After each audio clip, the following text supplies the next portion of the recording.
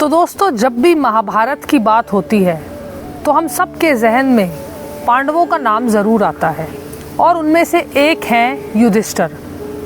तो आज मैं उन्हीं की बुद्धिमानी के उदाहरण की एक कहानी सुनाती हूँ। तो एक बार की बात है, पांडवों के साथ एक बड़ी विचित्र घटना घटी।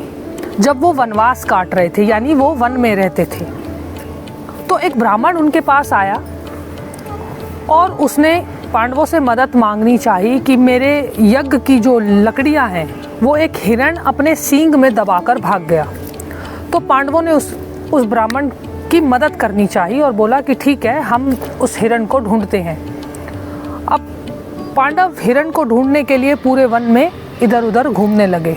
अब कुछ देर बाद पांडव थक गए और उनको प्यास लगने लगी, तो वो एक पेड़ के नीचे जाकर बैठ गए, विश्राम करने लगे। इतने में युधिष्ठिर ने अपने भाई नकुल से कहा कि तुम एक पेड़ पर चढ़कर देखो कि आसपास कोई नदी दिखाई देती है। तो नकुल ने पेड़ पर चढ़कर देखा तो उनको एक नदी दिखाई दी। तो युधिष्ठिर ने कहा कि तुम उस नदी से हम सब के लिए पानी ले आओ, हम सबको बहुत प्यास लगी है। तो नकुल जब नदी के किनारे गया और पानी जैसे ही निकालने लगा तो उसे एक आवाज़ आई कि रुक जाओ, पानी निकालने से पहले मेरे प्रश्नों का उत्तर दो।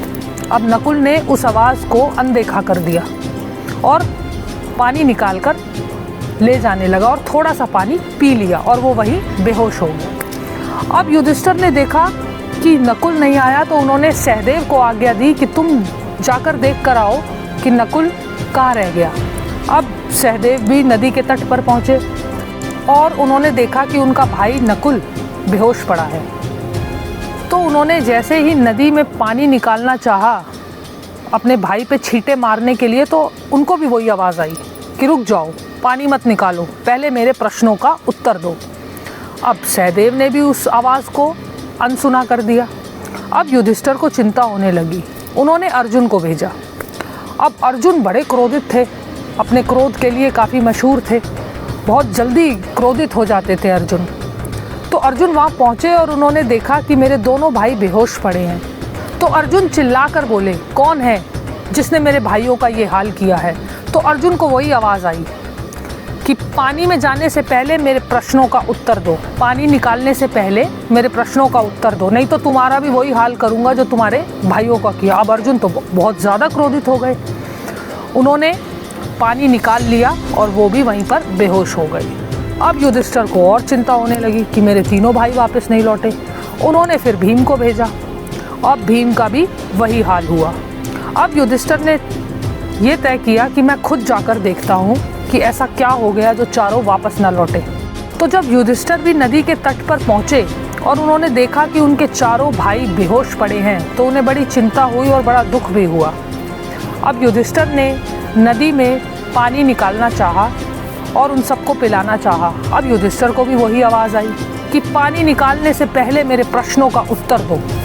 तो युधिष्ठिर ने दोस्तों बड़ी विनम्रता से पहले उस आवाज़ को सुना और उत्तर दिया कि आप कोई दिव्य शक्ति लगते हो।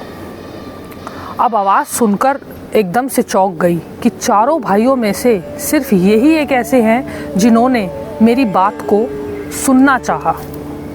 अब युधिष्ठिर ने सारे प्रश्नों के सही सही उत्तर दे दिए और वो विचित्र आवाज़ बड़ी ही प्रसन्न हुई और थोड़ी देर बाद यमराज देवता प्रकट हुए, यानी वो आवाज़ यमराज देवता की थी। यमराज देवता युधिष्ठिर की बुद्धिमानी से बड़े प्रसन्न हुए। और दोस्तों, मैं आपको बता दूं, युधिष्ठिर अपनी बुद्धि के लिए बड़े प्रसिद्ध थे और धर्म संबंध ज्ञान के लिए उनको धर्मराज भी कहा जाता था। तो यमराज युधिष्ठिर से खुश हुए और उन्होंने युधिष्ठिर के सारे भाइयों को होश में कर दिया। युधिष्ठिर ने यमराज देवता को प्रणाम किया और उनसे आशीर्वाद मांगा और वहाँ से पांचों पांडव चल दिए। तो दोस्तों, इस कहानी से हम क्या सीखते हैं? इस कहानी से हम सीखते हैं कि हमेशा निर्णय लेने से पहले बी अ गुड लिसनर, मतलब आपको हमेशा सामने वाले की बात भी सुननी चाहिए। ये एक बुद्धिमान व्यक्ति की सबसे बड़ी पहचान है और युधिष्ठिर अपनी बुद्धिमानी के लिए प्रसिद्ध थे, इसलिए उन्होंने उस आवाज़ के सारे प्रश्नों के उत्तर दिए बड़ी विनम्रता से। तो दोस्तों, आपको भी अगर अपने जीवन में ज्ञानी बनना है तो हमेशा सबसे पहले हमें दूसरों को सुनना चाहिए। उससे हमारे ज्ञान में भी काफ़ी वृद्धि होती है। तो इस कहानी से हम ये सीखते हैं। आपको ये कहानी कैसी लगी ये मुझे कमेंट करके ज़रूर बताइएगा, और अच्छी लगी तो लाइक कीजिएगा। और मुझसे जुड़े रहने के लिए मेरे चैनल यानी हमारे चैनल नेहा यादव भक्ति भवन को सब्सक्राइब कीजिएगा। जय श्री कृष्णा, जय श्री राम।